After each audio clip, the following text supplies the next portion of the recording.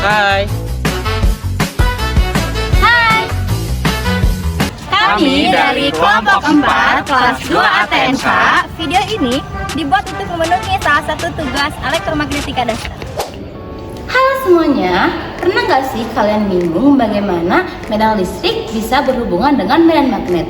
Atau bagaimana listrik bisa menghasilkan magnet dan magnet bisa menghasilkan listrik? Nah, di sini kita akan mengupas tuntas mengenai elektrisasi, medan listrik, magnetisasi, dan medan magnet. Yang pertama, apa itu elektrisasi? Elektrisasi adalah proses pemindahan muatan listrik dari satu benda ke benda lainnya. Selanjutnya, medan listrik. Medan listrik merupakan daerah pengaruh muatan listrik positif yang memiliki beberapa sifat, yaitu 1.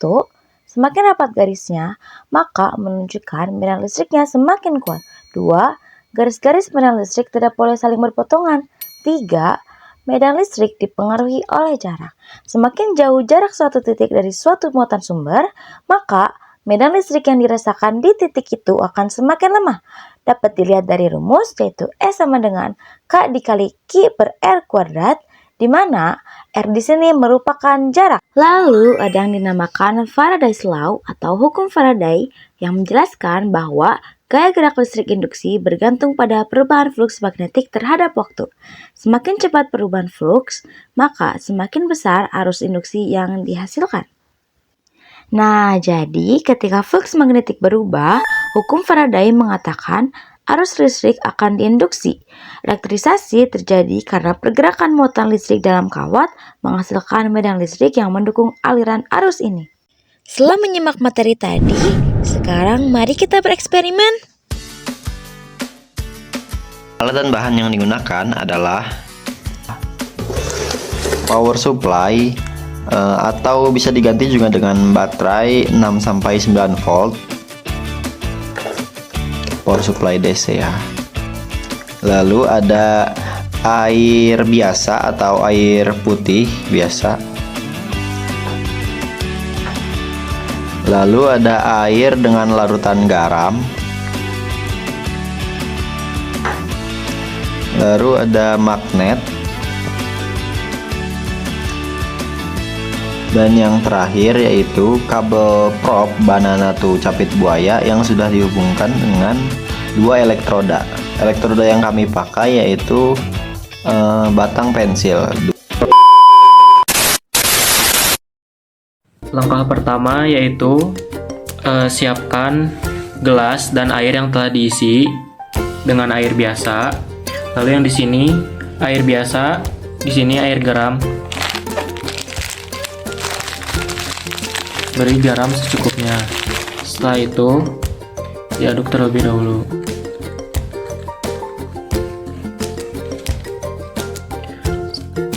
Setelah itu siapkan power supply sebesar 8 volt dan prop yang positif ke negatif yang dengan menggunakan 2 buah pensil.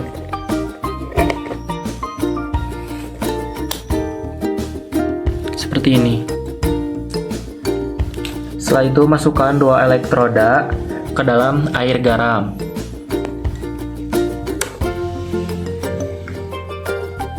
Tunggu beberapa saat.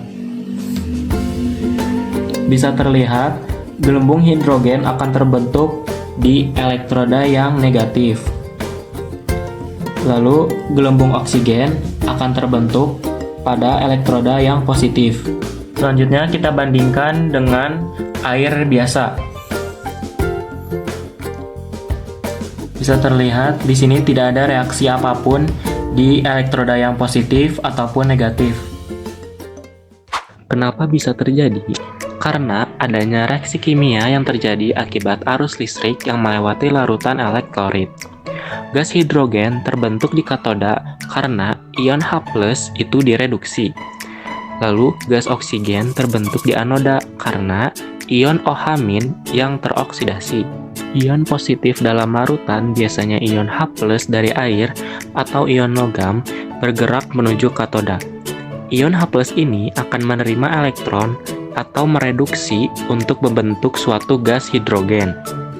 Ion-ion negatif dalam larutan seperti OH- atau ion lain seperti Cl- atau bagian dari garam bergerak menuju anoda. Ion OH- ini akan kehilangan elektron atau beroksidasi untuk membentuk suatu gas oksigen. Dengan demikian, pembentukan gas hidrogen dan oksigen adalah hasil langsung dari reaksi elektrolisis yang melibatkan ion-ion dalam larutan elektrolit dan molekul air. Nah, setelah menyimak video teori mengenai elektrisasi, saatnya kita latihan soal. Nah, mari kita bahas contoh soalnya. Contoh soalnya yaitu, seorang siswa melakukan eksperimen elektrolisis dengan dua jenis larutan. Yang pertama air biasa dan yang kedua air garam. Ia menggunakan dua elektroda pensil sebagai anoda dan katoda yang dihubungkan dengan sumber daya listrik DC. Sumber daya listrik disetel pada arus 2 ampere dan eksperimen berlangsung selama 3 menit. Diketahui bahwa konstanta Faraday adalah 96.500 Coulomb per mol dan volume molar gas pada kondisi STP adalah 22,4 L per mol. Pertanyaannya, yang pertama, hitung volume gas H2 dan O2 yang dihasilkan pada air biasa. Yang kedua, hitung volume gas H2 dan O2 yang dihasilkan pada air garam. Dan yang ketiga, bandingkan hasilnya. Nah, di sini pembahasannya. Yang pertama, kita harus menghitung dulu muatan total. Muatan total ini rumusnya yaitu arus dikali waktu. Waktu ini dalam satuan detik. Jadi 3 menit ke dalam detikan yaitu 3 dikali 60 yaitu 180 dikali dengan 2 arusnya yaitu 360 Coulomb. Lalu yang kedua, jumlah mol elektronnya. Rumusnya yaitu Q per F, di mana 360 dibagi 96.500 yaitu 0,00373 mol. Nah, di sini ada reaksi katoda dan anoda. Jadi, di katoda 2 mol elektron menghasilkan 1 mol H2 dan di anoda 4 mol elektron menghasilkan 1 mol O2. Nah, di elektrolisis air biasa dan di elektrolisis air garam. Di elektrolisis air biasa ini memiliki konduktivitas yang sangat rendah karena hanya sedikit molekul air yang terionisasi menjadi H+ dan OH-. Akibatnya, tidak mengandung ion yang cukup untuk menghantarkan listrik. Tanpa ion-ion, arus listrik tidak dapat menghasilkan secara signifikan, sehingga reaksi tidak terjadi. Nah, jadi di elektrolisis air biasa ini tidak akan ada reaksi apapun, atau biasanya tidak ada gelembung gitu kalau dihubungkan dengan elektrodanya. Lalu di elektrolisis air garam, nah di sini ada mol gas di katoda. Nah, dari reaksi kan tadi 2 mol elektron itu saat di katoda menghasilkan 1 mol H2. Nah, gunakan rumus Ne yang jumlah mol elektron dibagi 2 karena hanya ada 2 mol elektron. Jadi hasilnya yaitu 0,00187 mol dan mol gas di anoda. Anoda itu ada 4 mol elektron menghasilkan 1 mol O2. Jadi rumusnya yaitu jumlah mol elektron dibagi 4 karena ada 4 mol elektron. Hasilnya yaitu 0,00093 mol. Lanjut pembahasannya yaitu dari hasil perhitungan pada air larutan garam, di katoda gas hidrogen sebesar 0,00187 mol dan tidak ada oksigen atau oksigennya 0 dikarenakan di katoda itu tempat terjadinya reduksi atau penerimaan elektron di mana ion positif bergerak menuju katoda untuk direduksi. Lalu, di anoda tidak ada hidrogen karena hidrogen hanya dihasilkan melalui reduksi yang tidak terjadi di anoda dan di anoda itu tempat terjadinya oksidasi atau pelepasan elektron. Nah, di anoda itu sebenarnya hanya ada gas klorin atau menghasilkan gas klorin pada larutan garam. Namun, gas oksigen ini dapat terbentuk jika larutan garam sangat encer atau konsentrasi Cl- sangat rendah, yang dimana akan teroksidasi dan menghasilkan oksigen di anoda. Nah, oksigen di sini sebesar 0,0093 mol. Jadi, dapat dihitung bahwa di katoda volume hidrogen yaitu sebesar 0,00187 dikali STP-nya yaitu 22,4, hasilnya 0,042 L, sedangkan pada volume O2 atau oksigen sebesar 0,0093 dikali STP-nya 22,4. Jadi hasil volume oksigennya sebesar 0,021 L. Nah, dari hasil ini terlihat bahwa gas lebih banyak di katoda daripada di anoda. Kesimpulannya, jadi air biasa tidak menghasilkan gelembung karena konduktivitasnya rendah, sedangkan pada air garam terjadi reaksi elektrolisis dengan pembentukan gelembung H2 lebih banyak di katoda dibandingkan O2 di anoda. Hasil ini sesuai dengan hukum Faraday dan mekanisme reaksi elektrolisis. Contoh soal ini menggunakan hukum Faraday 1 dan hukum Faraday 2. Hukum Faraday 1 sering dikaitkan dengan prinsip induksi elektromagnetik, di mana rumus hukum Faraday 1 yaitu Q sama dengan N kali F. Hukum Faraday 1 ini menyatakan bahwa besarnya muatan listrik yang dihasilkan dalam suatu sel elektrokimia selama reaksi redoks sebanding dengan banyaknya mol zat yang terlibat dalam reaksi tersebut. Konstanta F adalah konstanta Faraday yang menyatakan besarnya muatan 1 mol elektron. Sedangkan hukum Faraday 2 menjelaskan tentang hubungan antara jumlah zat yang dihasilkan di elektroda dan jumlah listrik yang digunakan dalam proses tersebut, di mana rumusnya yaitu M sama dengan Q per Z dikali F. Hukum Faraday 2 ini berkaitan dengan hubungan antara perubahan massa suatu zat dalam elektrolisis dengan muatan listrik yang dilewati melalui sel elektrokimia. Dalam rumus ini, Z adalah valensi ion dan F adalah konstanta Faraday. Ini animasinya. Ini merupakan percobaan di air biasa dan ini merupakan percobaan di air garam. Nah, terlihat bahwa di air biasa itu tidak ada gelembung atau tidak terjadi reaksi apapun. Sedangkan di air garam, pada katoda menghasilkan hidrogen lebih banyak dan oksigennya 0. Sedangkan di anoda menghasilkan oksigen dan hidrogennya 0. Namun jika dibandingkan, hidrogen di katoda lebih banyak dibandingkan oksigen di anoda. Teori kedua adalah magnetisasi. Magnetisasi adalah proses terjadinya medan magnet atau flux magnetik. Selanjutnya, bagaimana terjadinya medan magnet dan flux magnetik non alami? Misal, sebuah tembaga yang di dalamnya terdapat muatan positif yang kemudian dialiri oleh arus dan daerah tersebut membentuk flux magnetik dan membentuk lintasan tertutup. Hal ini sesuai dengan kaidah tangan kanan di mana jempol mengarah ke atas menunjukkan arah arus dan jari lain yang melingkup ke dalam menunjukkan medan magnet. Lalu berikut adalah rumus-rumus mengenai magnetisasi. Yang pertama yaitu hukum Biot-Savart. Rumus ini digunakan untuk menghitung medan magnet kecil atau dB yang dihasilkan oleh elemen arus IDL pada jarak R. Yang kedua adalah rumus medan magnet total. Kita mendapatkan medan magnet total atau B yang dihasilkan oleh arus dalam suatu pengantar sepanjang lintasan tertentu. Dan yang ketiga adalah hubungan B dengan H. B sama dengan mu dikali H. Persamaan ini menyatakan bahwa medan magnet B atau induksi magnetik bergantung pada medan magnet H atau intensitas dan sifat medium melalui permeabilitas. Pembahasan mengenai magnet terhubung juga dengan gaya Lorentz. Gaya Lorentz adalah gaya yang timbul akibat adanya arus listrik dalam suatu medan magnet. Untuk memahami lebih lanjut, mari kita simak ilustrasi berikut. Dapat dilihat terdapat sebuah kawat yang diletakkan di antara dua buah magnet yang berkutub beda, yaitu kutub selatan dan kutub utara. Kemudian kawat tersebut dialiri dengan arus listrik. Tanda panah merah menunjukkan arah medan magnet, sedangkan garis kuning menunjukkan arah arus listrik yang mengalir pada kawat.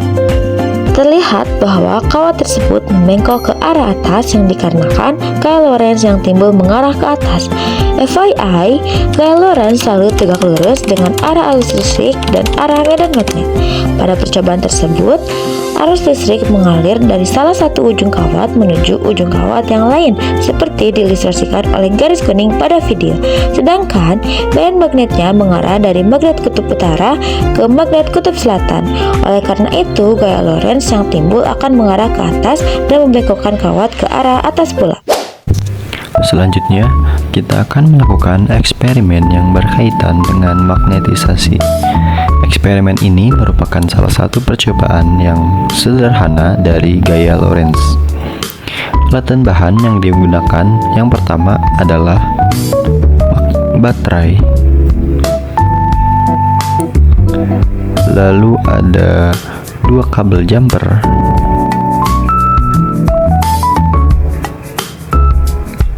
lalu ada magnet,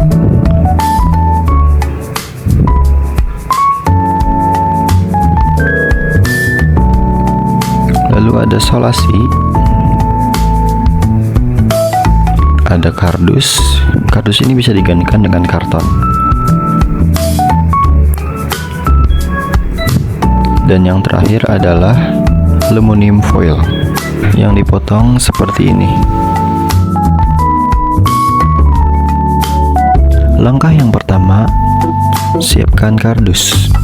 Lalu lipat di kedua ujung kardus seperti ini.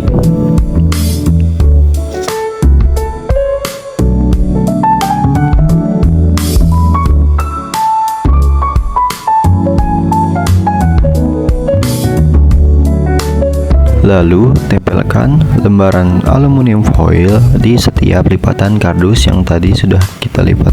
Tempelkan menggunakan solasi. Seperti ini.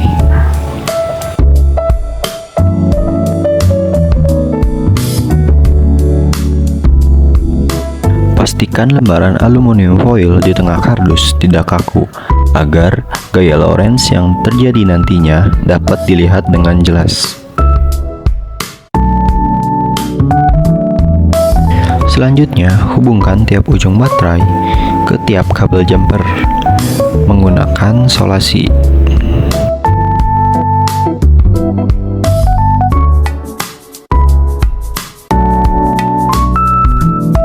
Seperti ini.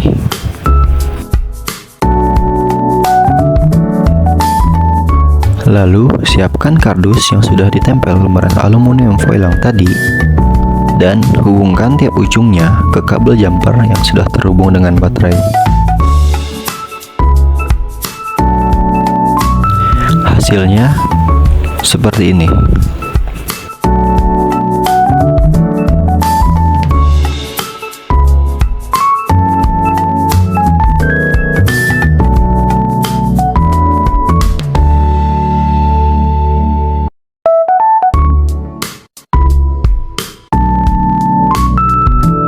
Selanjutnya, kita akan mulai eksperimennya.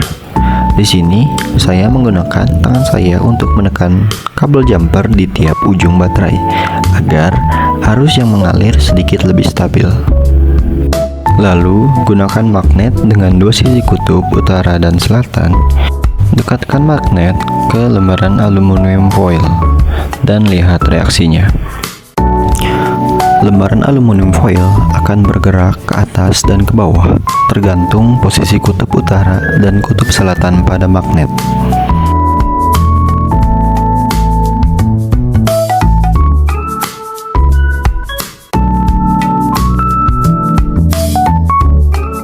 Berikut adalah penjelasannya. Mengapa aluminium foil tadi dapat terdorong ke atas atau ke bawah?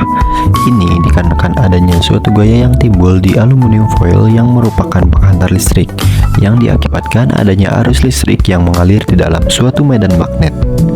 Gaya tersebut disebut sebagai gaya Lorentz. Nah, seperti sebelumnya, saatnya kita latihan soal mengenai magnetisasi. Nah, berikut contoh soal magnetisasi. Soalnya yaitu, sebuah partikel bermuatan positif Q sama dengan 2 mikrocoulomb bergerak dengan kecepatan V sama dengan 3 × 10⁴ meter per second ke arah subuh X. Partikel tersebut memasuki medan magnet B sama dengan 0,5 T yang arahnya ke subuh Z atau keluar dari bidang kertas.